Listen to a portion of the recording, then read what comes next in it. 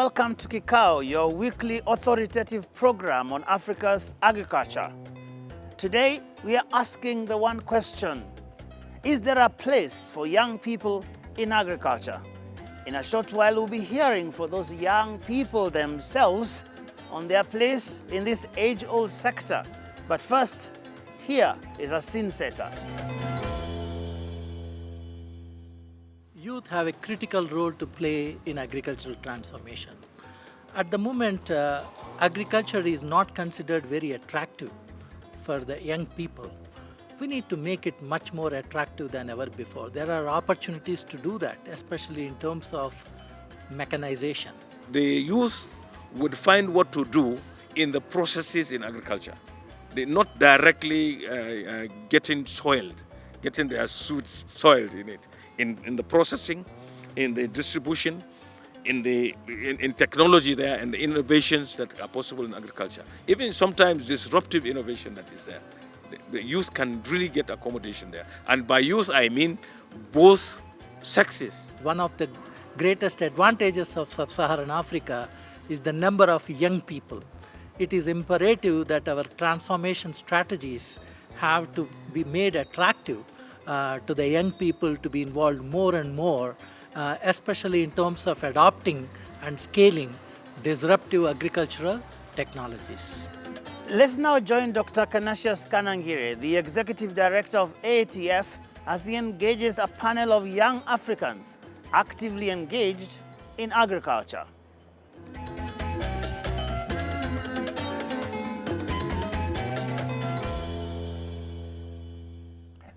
Thank you, Joe. Youth engagement in agriculture is declining amidst rising youth unemployment. This is a growing concern because according to a 2014 FAO report, the services and industrial sectors have not created enough jobs for the rapidly expanding youthful labor force. This may in due course affect food security and undermine the efforts by governments across the region to drive economic growth. It is also emerging that a relatively lower percentage of the few young people involved in agriculture are using improved inputs, such as improved seeds, fertilizers, and agricultural chemicals. This means that productivity is likely to remain low and thus confine the youth to subsistence farming. The youth also feel left out in the ownership and management of critical assets in agricultural production, especially land. On this episode of Kikao series, we will examine youth engagement in agriculture and agribusiness as a critical enabler to sustainable agricultural development in Africa.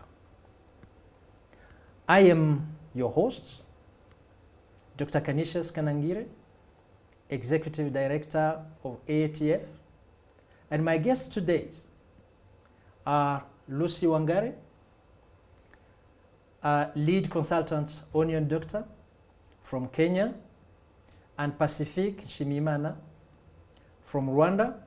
He is the founder and CEO of Real Green Gold Limited. You are welcome. Thank you very much. Let me ask you to introduce to yourself briefly. All right. Who are you?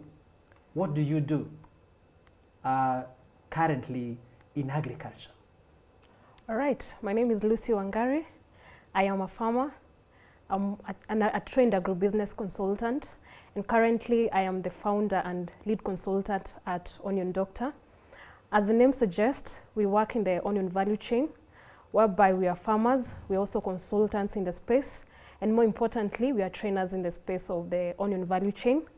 And we work in the semi-arid regions of Kajiado and Machakos County, mainly because of logistics and also because of the hot climate. It really makes it easier for us to produce onions with our farmers. So we have built a farmers network of around 100 acres up to now, of which we sell the onions to the Nairobi market, and we're looking forward to doing more in the onion value chain, because we are sitting on a multi-billion-dollar industry.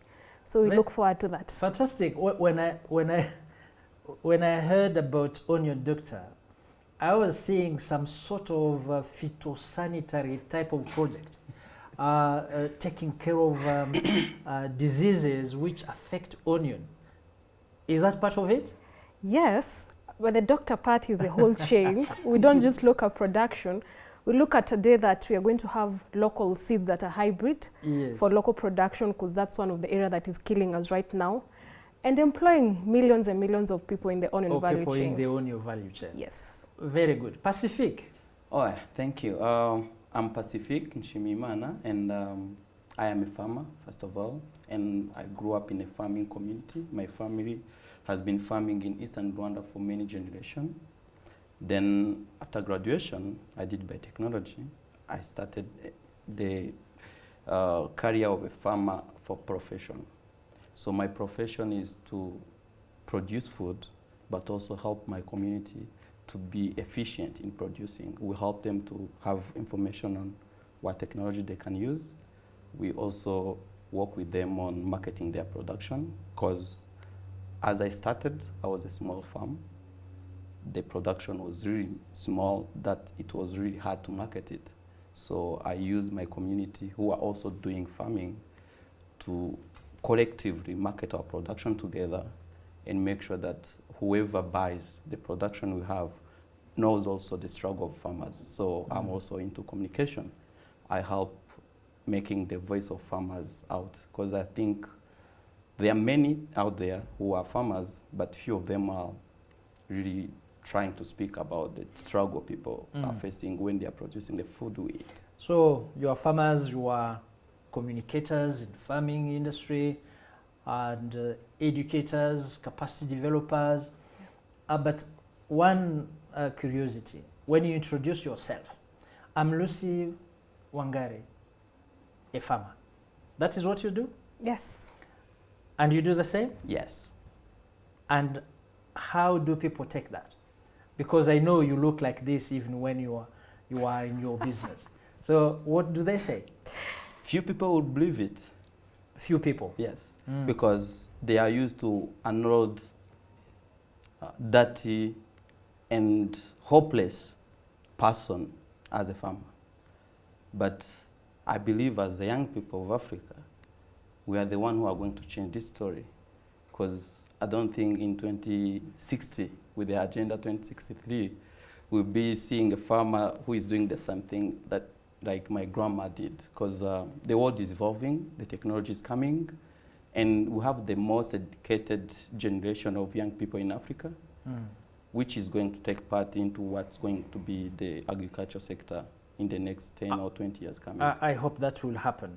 Educated young Africans into agriculture, I think it will be indeed a turning point to having the agricultural sector as an economically vibrant sector. Now, tell me, what is the position of the youth in agriculture today on the African continent?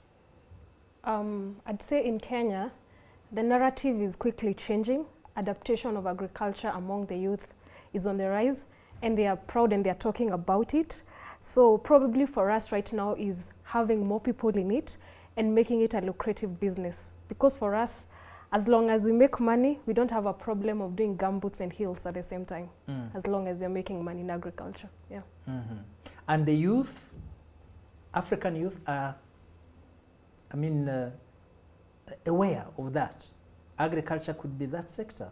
How many are involved? What is the involvement of the youth in agriculture in Africa today when you look at it? People who are at your age or younger or a bit older involved in agriculture. How many of them are in agriculture and producing and talking the way you are talking? I want to start by history. How has Africa been producing farmers? How do we train or make sure that we are going to have the next generation of farmers? In history, if you fail in school, you can meet the criteria to become a police or a soldier. You've lost almost everything in Africa. then you think, okay, nothing is left for me, let me go to the village and start farming. That's how it has been operating. But I think we need to change the narration, and we need to change also the policy that governs how we train and produce farmers. Like we even produce doctors, medical doctors.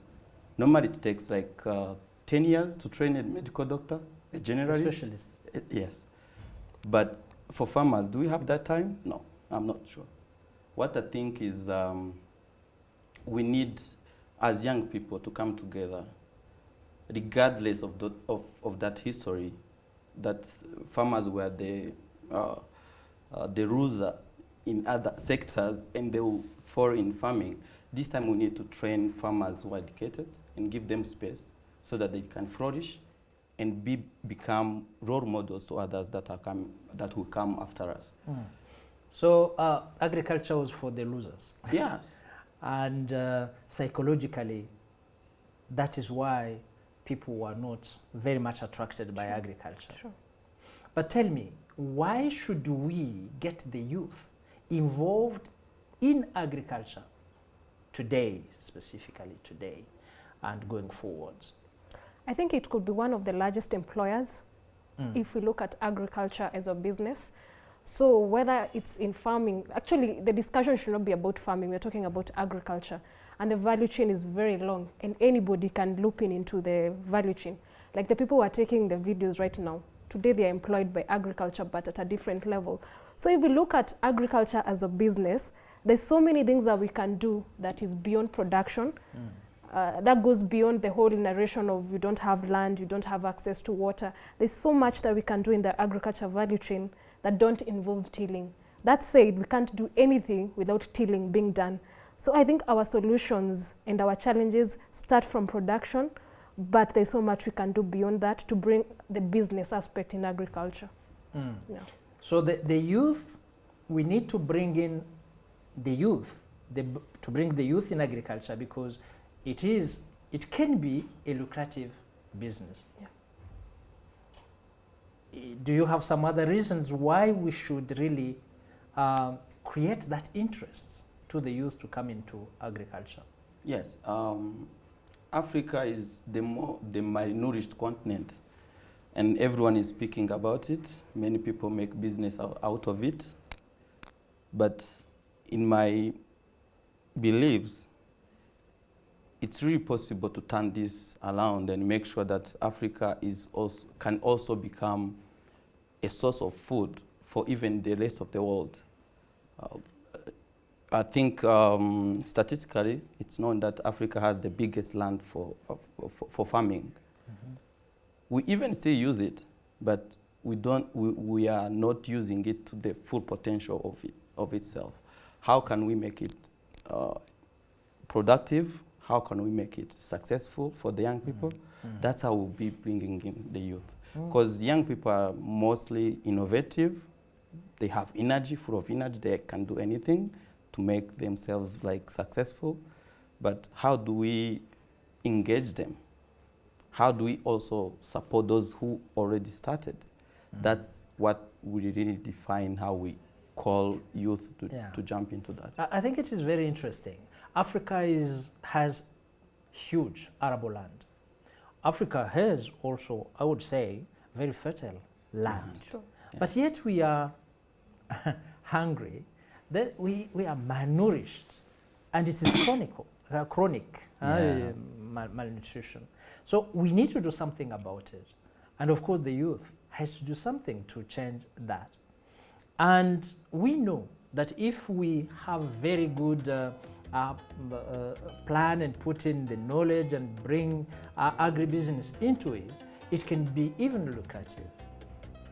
And you say, yeah, tillage and all those dirty and very hard jobs don't define what we call agriculture. Agriculture is wider than that. I think that is what we'll look into in a few minutes.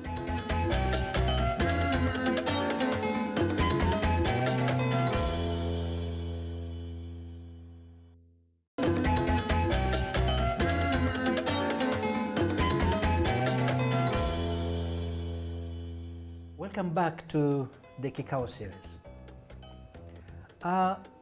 We say that there are so many challenges to making agriculture an economically vibrant sector. And those challenges are even compounded for the youth. Tell me, you and others who are involved, other young people I mean here, the focus is in you or on you. The young people involved in agriculture today, what are the challenges they are facing? The major one. Okay, the first thing is mentality, because yes, for quite a good time, people have been seeing agriculture as a losing sector, as very risky. For example, banks don't really trust agricultural projects. And at some point, even the policy had like loopholes where like we need to change things. How do we equip farmers to not only be to be farmers, but look at them as business people, like my friend here was introduced. So farming is a business first. So if we change that mentality to have that the people in the finance sector, people in the politics, believing that agriculture is a business, that mentality itself is the first thing to do. So the biggest challenge is access to the finance and then making agriculture a business, not that activity of losers. Yes. Then the third thing would be, how do we build capacity for farmers and people who are supporting farmers? Because we shouldn't look at agriculture in the eye of, okay, it's about farmers. No, because we need also to think about who is going to transport the farm products to the consumer. What technology do we use to preserve the quality of those produce? So it's woven, and sometimes when you don't really act on one ingredient, you lose the flavor. So you are telling us that there are so many players at different levels, a whole concept of a value chain. At a certain time, Lucy, you talked about, even the crew working with us today are part of the agricultural sector today. Yes. So tell me, what are the challenges that you face in that value chain concept in agriculture, and how it plays and becomes a challenge for the youth in particular? Digging into my own experience, I think one of the challenges I had initially when I was starting is working alone. Because when you work alone, there's a lot of information. It could be information on finances, information on information itself, information on markets. There's so much you miss out when you want to work alone. But the minute you find your tribe, that's slang for when you find people who have a common purpose as what you have, things tend to become a little bit easier, because you tend to find referrals come in. Once you start working, you can work as an individual, but together you have a common goal. And when you look at agriculture as a value chain, the issues and the challenges of which person looping into the agriculture space, I've heard you guys talk about banks. Yes, it's true that agriculture is one of the most high-risk sectors. Bankers will tell you that, but ask them why. They don't know. Their information is at numbers. Beyond numbers, what else do they know? So it's our job as farmers to do the data collection bit of it, or even the training, so that these bankers, when they're saying we can't approve your loan because your numbers don't make sense, I want to ask them, other than that Excel sheet document you have, what other supporting documentation do you have? They do this for all other sectors, manufacturing, any other sector. They will have the numbers and will have some other data that they use to model to see possible results. So I think the major problem we have as youth in the agriculture is information, which disadvantages us at different levels. Information, data, evidence. Yes. Beyond the few numbers Yes. that the banker can be interested in. Yeah. I think that calls for a huge network, bringing in sometimes researchers who will produce evidences that we need, but also those field workers who will produce the data and show how this is. And technology must come in to reduce that vulnerability, I think. Yes. It is very interesting. But those are challenges, I think, that we need to bring to the table of so many other players in the agricultural value chain. The good thing with agriculture is that everyone has a role to play, because those who don't produce and add value to the produces, at least they are consumers. We find ourselves in that last one. So I think we need to develop a strategy to bring everyone on the table to discuss all those different issues. But I have another issue. How do we attract more youth to agriculture? Because critical mass plays a role. And how do we bring in all those skills you talked about, all those competencies to come, those collecting data, those using social media, IT people, and agronomists and others? How do we bring more youth into the agricultural sector as one which can be economically viable? I think the first thing is how we communicate agriculture, because we need also a new sector or area of working where we have people who really understand what agriculture needs, what we do in agriculture, and people will be able to communicate to the rest of the people, so that young people who are out there who are looking for a career to start, they will feel, okay, my career should be agriculture. So communicating agriculture has been not really good. You even find it with the image you see when everyone is talking about farmers. They'll bring you like a person that you never wish to be. The picture that they will bring of a farmer, at some point, no one wants to be that person. And you understand that young people who are really attracted sometimes with really like shiny stuff, they will never go to agriculture. But today, the technology we have is really enough to change this. And the way communication is being decentralized, like a farmer now can become a reporter, because if I start today and report on every activity I do on my farm, actually I will end up with a TV station. Maybe the way we can attract more youth, but also the good ones, because we don't need like hopeless people in agriculture. We don't need people who don't have dreams in agriculture, because that's the problem we've had before, because we've had maybe people who are not fighting for anything. They have lost almost, they have been discouraged. But this time we need to attract best minds, innovators, people who will think out of the box and realize that we don't need to trade maybe with outside to send our products outside Africa, because we still have people who are malnourished in Africa. We don't need to send that market within the continent. Within the continent. But okay, you say we need to communicate, we need to create interest, we need to bring them. I think strategically, what do we need to do? I think we need to meet them where they are. And when you look at Hangout, when I say where the youth hang out, I don't literally mean go find them everywhere. Youth hang out on Twitter. You'll find them on Facebook, you'll find them on LinkedIn, you'll find them on TikTok. That is where, if you want to hang out with the youth, basically that is where they are.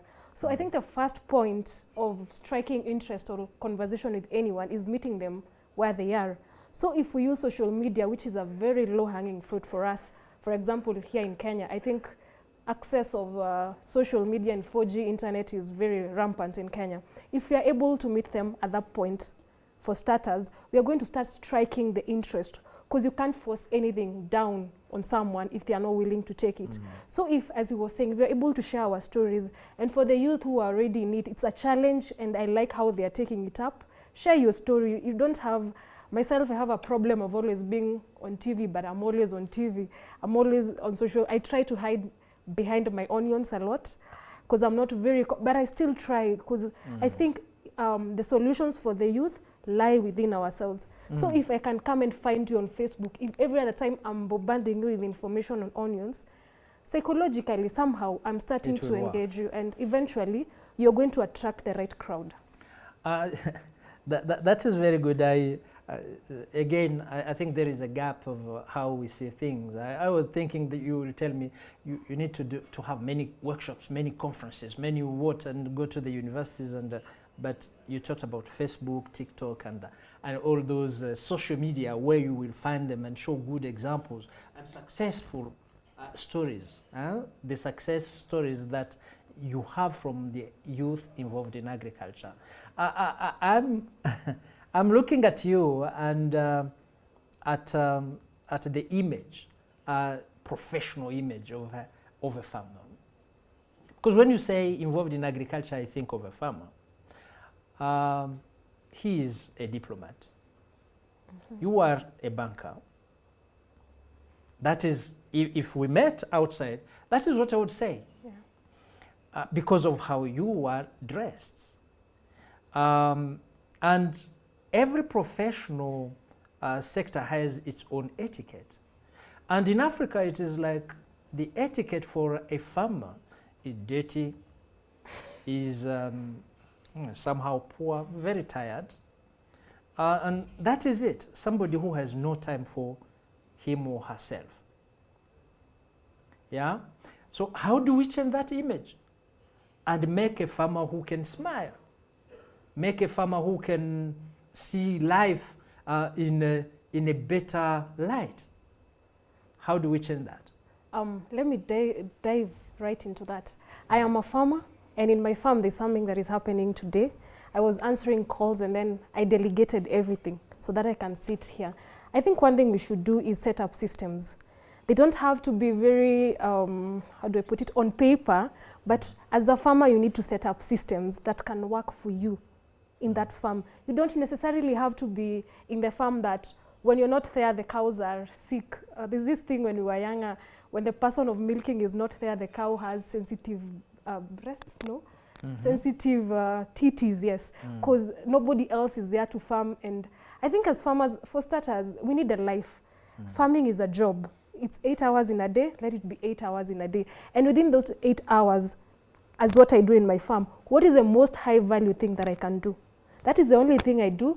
The rest I delegate. Because if weeding will consume 8 hours of my day, and I can pay 200 shillings for weeding, and I can sit here and probably through this conversation get a client who is going to pay me 20,000, why would I weed? I do what is most high value, I delegate the rest, and that's the system I use in my farm. Yeah. So farming must not be that kind of slavery type of... Yes, you wanted to say something? No, I think we need to create a way of living for farmers that is well known for many people. If you go to America and you meet someone with a cowboy hat and the boots, you already realize that that person might be a farmer or a rancher. In Africa, we don't have that. Unless maybe you look like almost a beggar, they would maybe think that you are a farmer. So we need to also bring other sectors to think about agriculture as a sector that can also consume other sectors' products. I want to bring in fashion designers to think about farmers. How do we make clothes for farmers? How do we treat them when you meet them? How do you greet them? We need to build up this kind of way of living that will make role models, because without role models, agriculture will never get anywhere. So we need to have these people who you think like, okay, a young person will feel like, okay, I want to be a farmer like Pacific. Because he's seen me maybe on TV, he's seen me in a suit, and he feels, okay, that's really a good job. So there are changes that we need to bring to the world, to our world, the youth. And that is not only bringing the figures of the money we achieved, but also show ourselves as ambassadors of the agricultural sector. And not leave it only to old people. Yeah. Because this is one of the things, oh, he's old, he may be a farmer. Yeah. He's dirty, he may be a farmer. So it means being a farmer does not say that you need to be dirty, to be old, to be unhappy. There are farmers who are happy, organized. And I think this is part of the capacity development that we need to do, share that good news to the youth and have them rather in agriculture than on the street, begging. It is more, humiliating, undermining to beg when you are fully constituted than going to the farm and do it scientifically with technology and everything. So I think we have a role to play, and at a different level. Let's meet again to go through how to transform all the agricultural sector and what are the low-hanging fruits that we need to take so that we really propel agriculture on another level.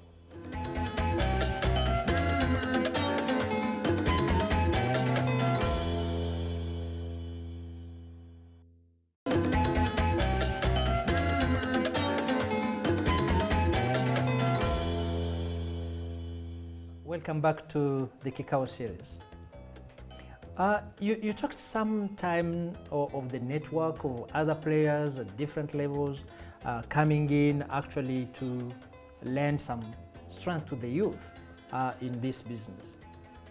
And as an elder, I would even change it a bit and say, what do you expect to be the role of the elder in attracting the youth to agriculture, in making agriculture an economically viable sector for the youth, making it easy for the youth to develop that? Because at the end of the day, we need the youth to be in.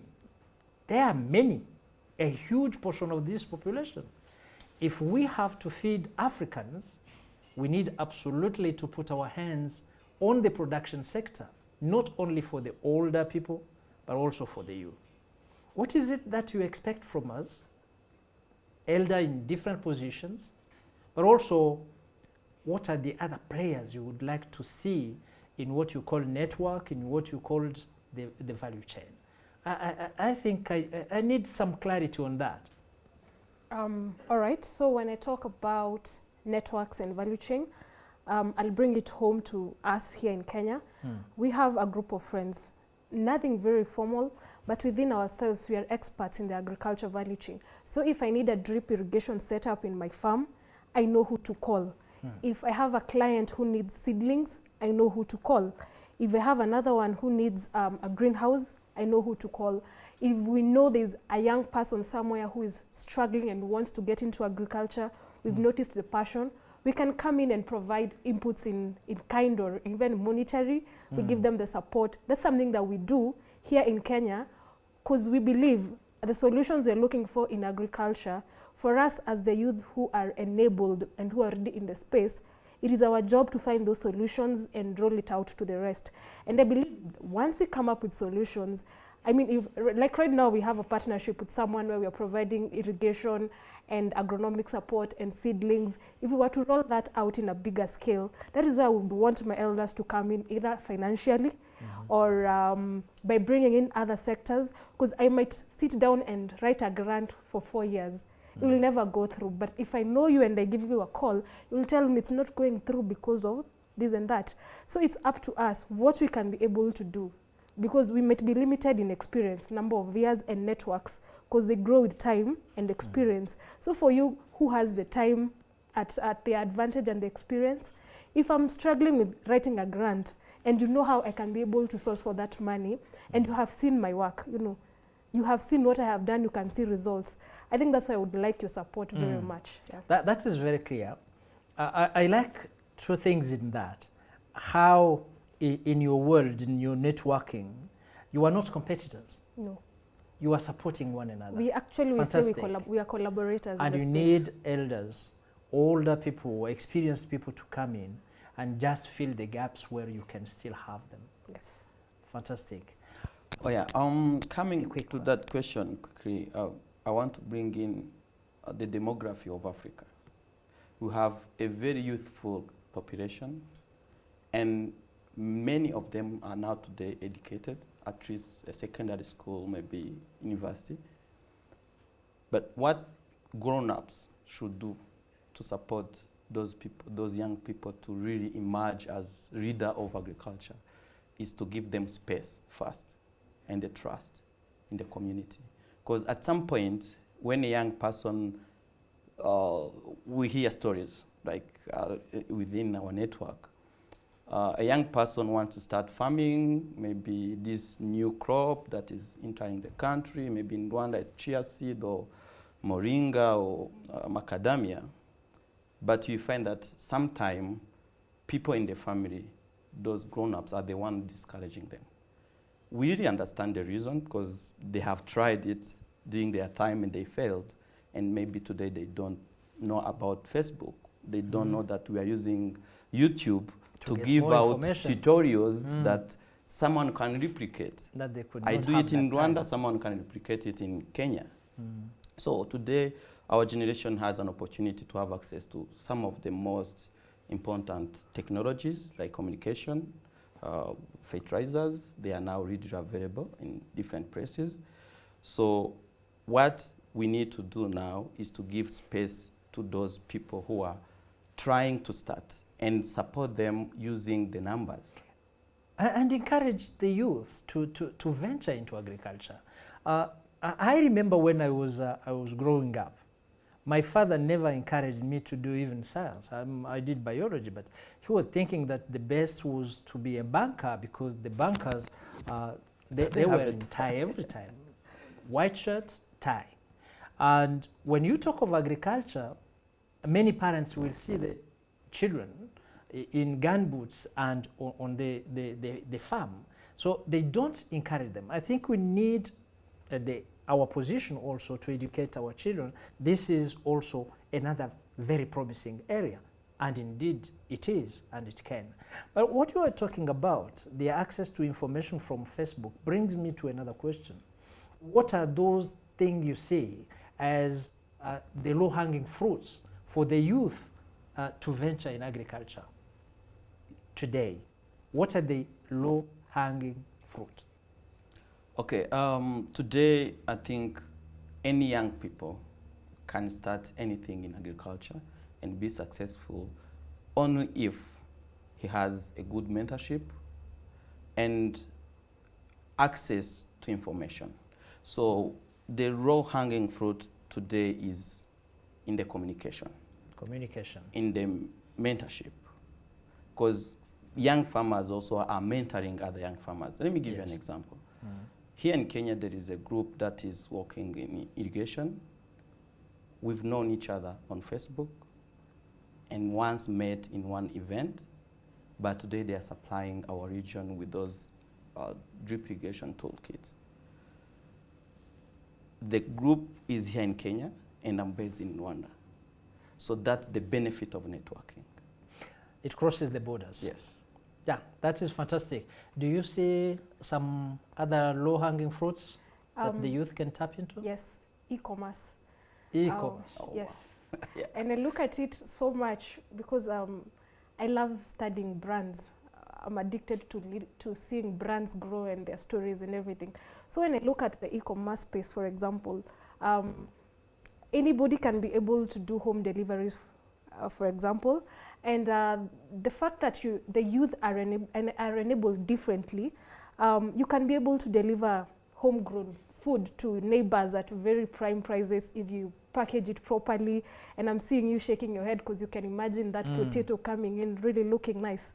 So if you're able to invest in that, make the potatoes look nice and sell at whatever price. Very, very good. Because there are people who don't mind the price as long as it looks good. I think those are very low-hanging fruits. And I know the youth is very skilled. Yes. In both e-commerce, the use of those technologies, and also in packaging. Exactly. And making things look very nice. I have not heard about one thing, because now we are struggling with adoption and use of new technologies, which would increase productivity and sometimes reduce post-harvest losses. and improve at the end of the day the profitability of the agricultural business. And the youth, I believe, could tap into that, adopt those technologies, or influence their acceptability at the country level. Do you see that as one of the low-hanging fruits for the youth? Because the knowledge of those technologies is also readily available on this platform that the youth use. Yes, it is. You know, my grandma farms coffee, and as a young person, I used to see the government giving subsidy on fertilizers. They will give us free fertilizers, NPK and DAP, free of charge, and she would refuse to apply them on the coffee. Because in her thinking, in her world, that tree doesn't need anything because it has soil. Yeah. But our generation is really different from that person. I love her. She's been really good and supportive into my business. But I know that she has that weakness because maybe she did not get to school to have all of those information that we can even feed trees.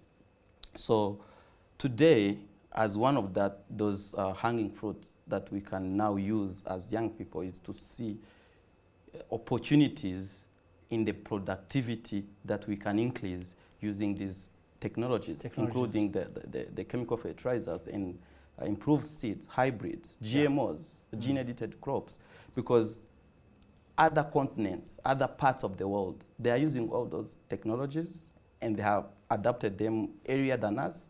And today they are really competitive that sometimes it's very hard to say something from here because they produce it very cheaply. In America, they are producing 18 tons per hectare on maize. In Rwanda, we are now at 4 tons per hectare. So it's a nightmare. So for young people who are using technology, who can go on YouTube and see other farmers in Argentina, in Brazil, talking about what they are doing on their farm, today our youth have that potential to seize those technology, understand them better, and apply them to increase the production. Fantastic. Those are part of the low-hanging fruits that the youth can tap into. Yeah, and I also think another thing that the youth are blessed with is how they easily adapt to things. As long as they see it and they see it working, I'd say as a practitioner and as a person who is in the space, of the people that I consult for right now, I could say around 30% is the youth, which is very beautiful for me because I always say there are people, to them, I am elderly to them. And as an elderly person to them, I am an enabler. I invite kids to my farm. I am an enabler. Let them come. Let them play with the soil. Let them play with drip kits. Let them package the onions. Let them package the seedlings for me. Because I am an enabler for them. And also for other people. For some people, I will charge. But for the youth, I just want let them come have a feel of how it feels like, because adaptation for them is easier, and as long as I'm an enabler, I think I am part of the solution. That is why I think we have the responsibility to empower the youth. Tell me, where do you see the youth? How do you see the youth involved in agriculture in the next decade, for example, next 10 years? Very quick one. Do you see some continued development and more percentage of the youth into agriculture at any of the level of the value chain? Yes, I think I'm anticipating about a 10% increase. 10% increase, yes. Of that involvement. I think youth are going to be more involved in agriculture, but not really on the farm, because we don't need everyone to be on the farm at some point. We also need those, I would call them para-farmers, because there is paramedical. Yes, it means those people who can support the farmers, who will be involved, those who are trained in photography, to take nice pictures of those food and put them on e-commerce so that everyone will be attracted to that product. I'm seeing in the next 10 years coming, more youth not only doing farming, doing production, but also making sure that our food reaches the table with full of nutrients, they will reduce post-harvest losses, and they will be more involved into, yes. Yeah, that is very good. I think here we have seen that the youth need to be more involved in agriculture. We need to have more of them participating, not only in the production, the lower part of it, the upstream, let me say so, but also in other levels of the value chain, transforming, selling and developing other tools, communicating.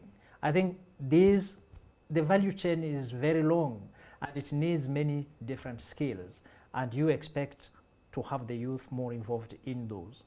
And this will come if we manage to have the production area more productive, so that fewer people are involved in that and others participate in different other levels.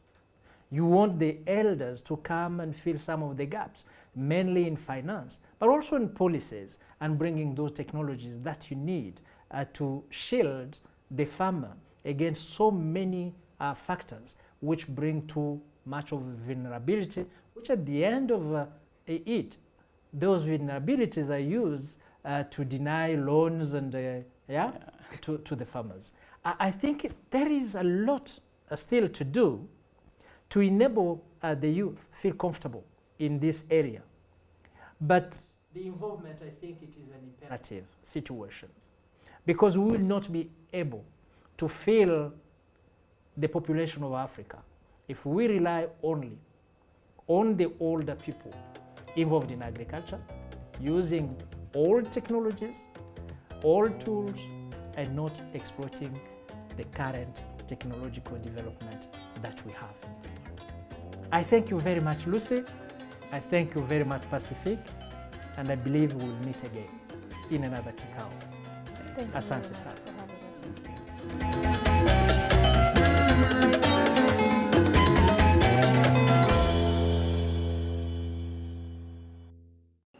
And now to our science terminology of the week on Science Speak. Yes, that word for this week is aquifer. Aquifer refers to an underground layer of permeable rock or other materials such as gravel, sand, or even silt that contain water that is often used to supply wells, boreholes, or springs. So wonder no more where that water in the borehole actually comes from. Gumboots and heels, that must surely be the phrase of the week. The panelists making it abundantly clear that agriculture is not only profitable for young people, but it can also be fashionable as well. Until next time, this has been your show, Kikao. Remember to join us again next week. My name is Joe Ageyo.